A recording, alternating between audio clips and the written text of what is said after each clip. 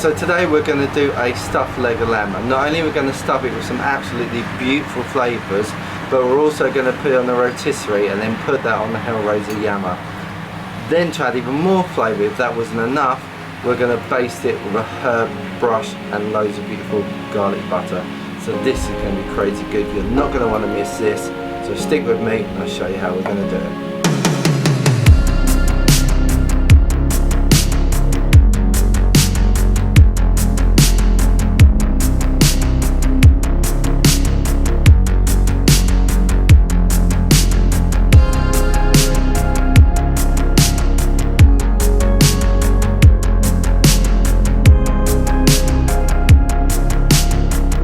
So this is a 1.3 kilo leg of lamb. You can see it bone in.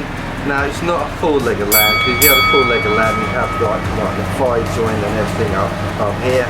But this is what's known as half leg of lamb. And I'm planning on using this to feed 4 people, so it should be plenty for that. Particularly when we stuff it, and we're going to do loads and loads of veg with it as well.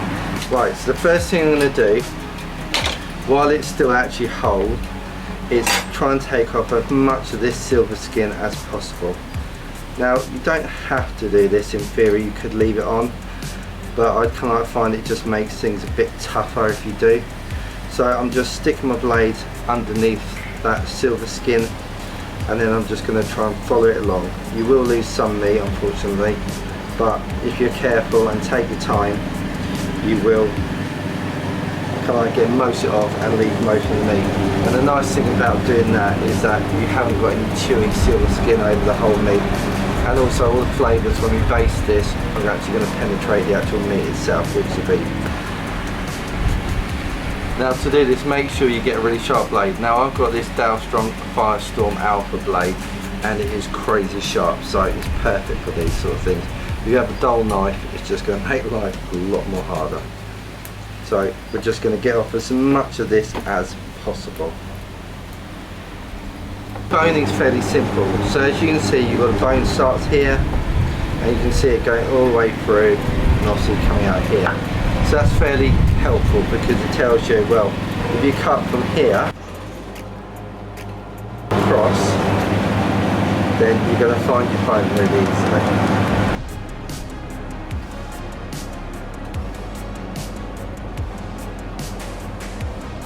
So once you find your bone, which I'm hitting there, then start to work around the bone. So you're going to use that bone as your cutting guide, and just slowly work your way around that bone.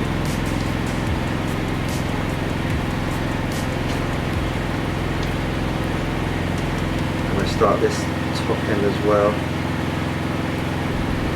So all bones are slightly different, and that you have some that will be really nice and helpful, and then you've got others that are like a bit weird sort of shape.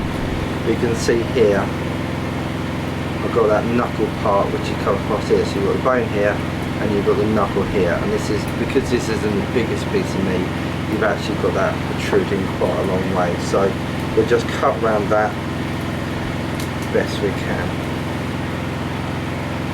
With this piece of meat that we've got left, we're going to open this up because we want to butterfly it. So we're just going to carve it open, and the idea is that this is going to be nice and even, and then when we roll it, so that's as much as I'm going to open up. So you've got some harder but fat bits here which I can just get rid of because they won't be particularly nice. So as you can see, that's all opened up really beautifully. It's pretty even in terms of thickness, and that's really going to help with the cooking.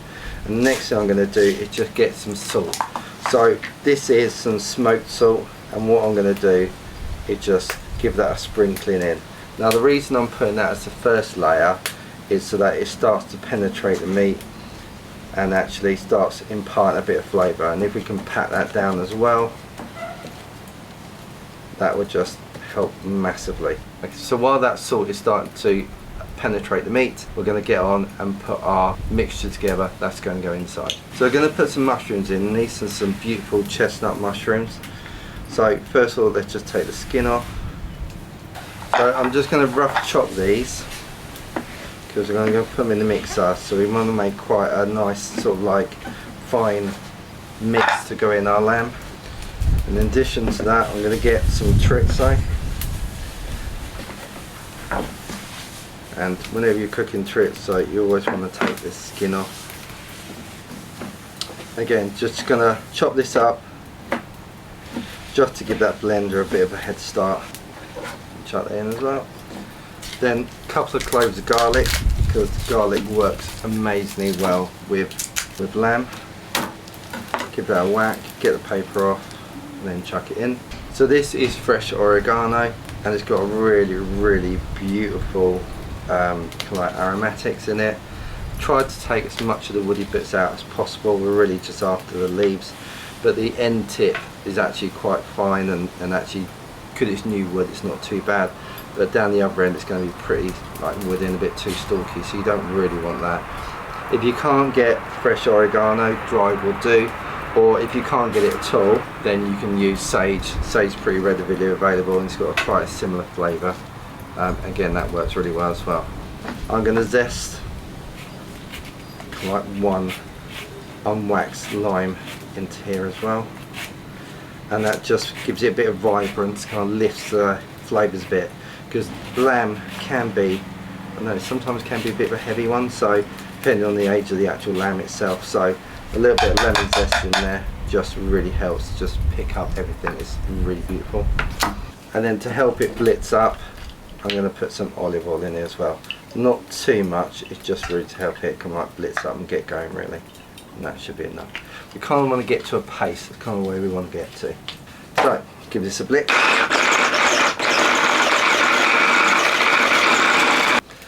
Alright, check it. Okay, so that there is the sort of consistency that we're after. You can see that consistency there. It's pretty fine. Smells amazing. That lemon works so well in there. So, we've got our lamb back. Then what we're going to do, so this is the middle part of our leg of lamb, and what we're going to do is just mix all that into the lamb. Just spread it all over.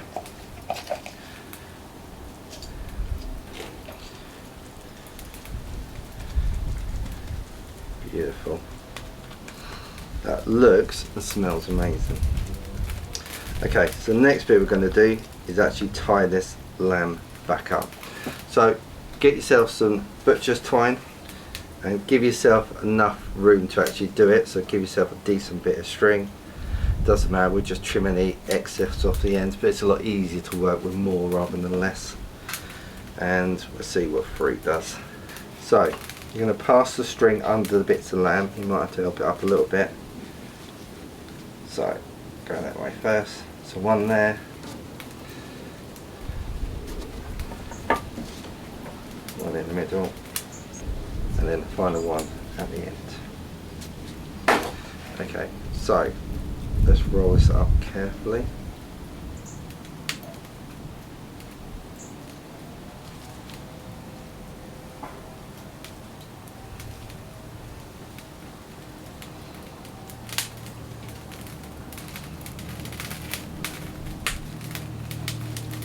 So next we're going along and just snip those ends off so they're out of the way. So that is our beautiful leg of lamb all trussed up. You're going to have a bit of leakage, there's no way about it, but hopefully that won't be too bad. What I'm also going to do is just get another bit of string and then just tie it end to end as well, just to hold it all together.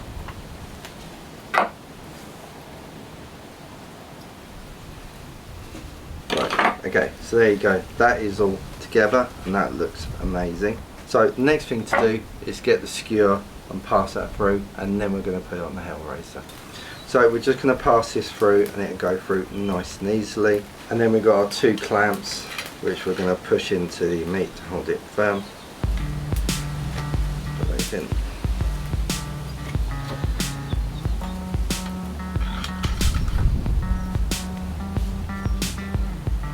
Perfect. Right, let's put that on the Hellrazr. Okay, so I just want to show you a little bit of a trick. Stop the rotisserie. See this bit of meat here? It keeps falling down. So what I've done is I've got just a normal skewer. And I'm going to use that to poke that bit and attach it in. Get yourself a scissor, and that should then hold it in place. And then I can press the button, and off it goes. That feels Larry.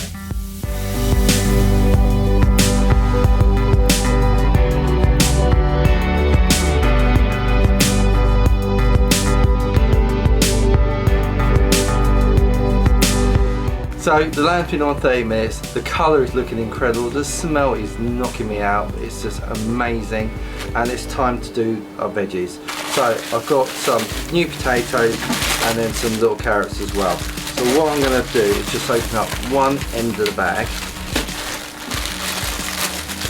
both of them. I'm just going to put a little bit of olive oil in them. The reason I'm doing that is I just want them to like not burn, so just putting a little bit of olive oil, using the bag to like give it a good mix up. There you go, and as you can see there, that like potato is covered in a nice bit of oil. And do the same for the carrots as well. I don't want a huge amount of oil because I don't want them particularly oily, but I just don't want them to catch. I'll make sure they don't burn basically. Okay, so I'm just going to put that on the grill.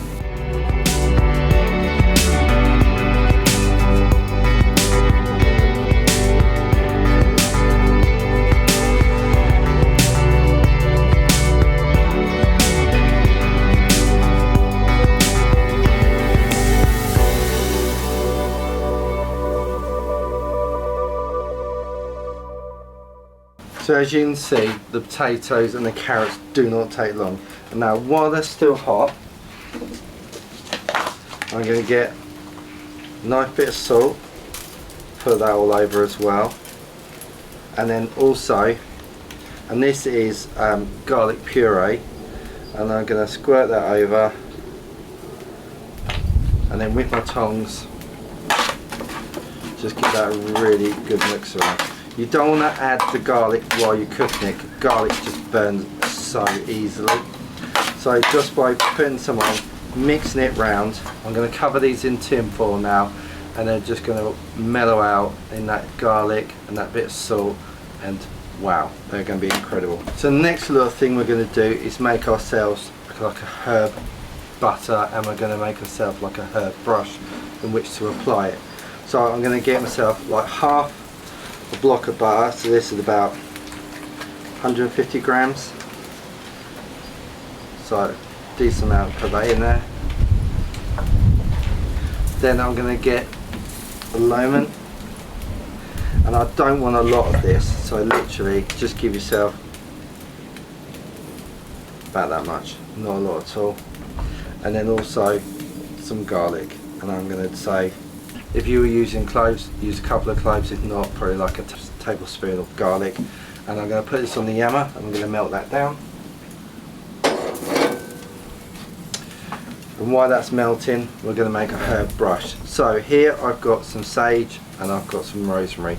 You can use different herbs if you want, but these ones are pretty hardy and they've got some beautiful flavour. You know, obviously, kind of like rosemary goes fantastic with lamb anyway. So what I'm going to quickly do is run the back of my knife across that rosemary.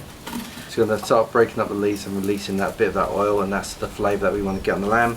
And then with the sage, I'm just going to give it a bit of a squeeze with my fingers, and again that's going to bruise it and start to do the same thing. Then we're going to get ourselves a bit more butcher's thyme and just really simply tie this together. And this is going to be the brush that we're going to apply our basting butter with. So I'll cut it nice and long so I can keep my hands away from the heat as much as possible. All this is going to wilt when you actually apply heat to it, so I'm also going to put another one up here as well just to tie that. There you go, that is our basting brush, and that's going to impart so much flavour, it's going to be crazy. Right, let's get on and start basting. So that butter's all nice and melted.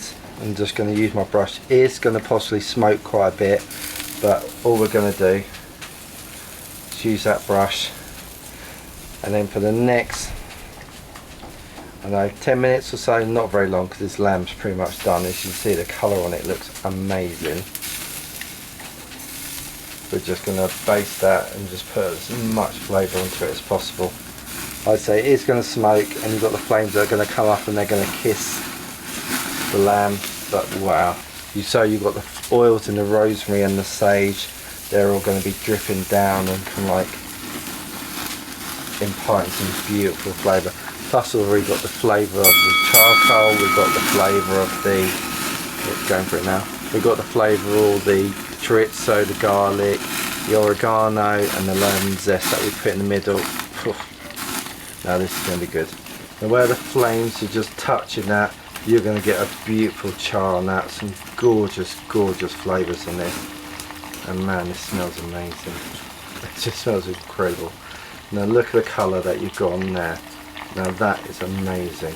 That is going to just be pure flavour all over. So I've been basting for about 10 minutes now, and this is pretty much done. So I'm going to take it off and then we're going to let it rest. We're going to do the rest of our meal together and it'll be time to eat. So we've rested for about 30 minutes now.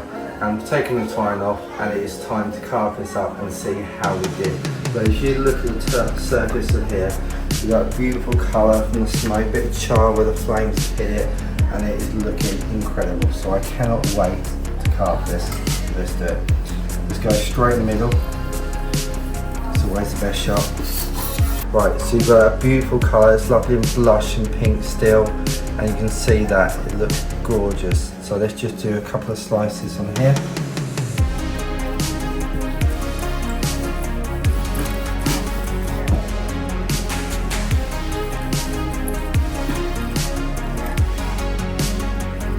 Time to give it a go.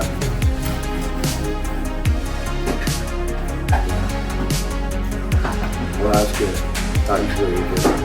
Right, do some slices and then we're going to plate our bones. We've got meat there.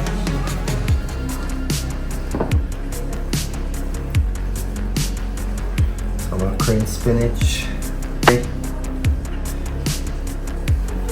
last but not least, some beautiful lamb gravy.